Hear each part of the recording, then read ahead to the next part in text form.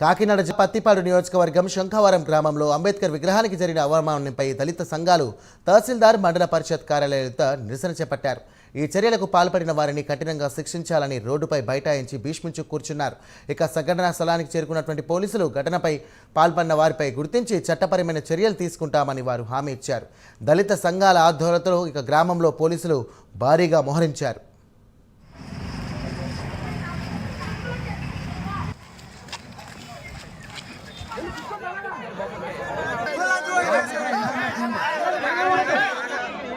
పెద్దల మాట కాదలేక మా వాళ్ళందరూ కూడా పెద్దల నిర్ణయానికి తలొగ్గారు సార్. తర్వాత 2002లో కూడా ఒకసారి ఇన్సిడెంట్ జరిగింది సార్.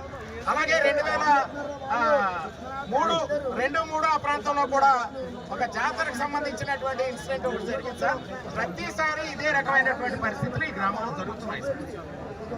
కాబట్టి నేను ముఖ్యంగా మనవి చేసేది ఒకటే, బాబాసాహెబ్ అంబేద్కర్ ఏ ఒక్క కులానికో ఏ ఒక్క మతానికో పరిమితమైనటువంటి వ్యక్తి కాదు.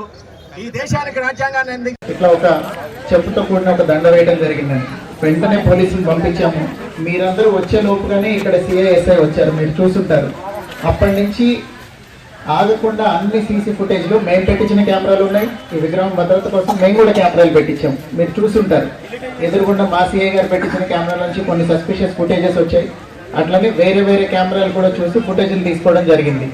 ఇన్వెస్టిగేషన్ లో జరిగే ప్రతి స్టెప్ కూడా ముందు నుంచి చూపిస్తున్నాం. ఇప్పటిదాకా ఉన్న సస్పిషియస్ వీడియోస్ కూడా మీకు చూపించడం జరిగింది. అవి సర్క్యులేట్ చేస్తున్నాము. మీకు ఏమన్నా తెలిస్తే మీరు చెప్పొచ్చు, మీకు ఎవరి మీద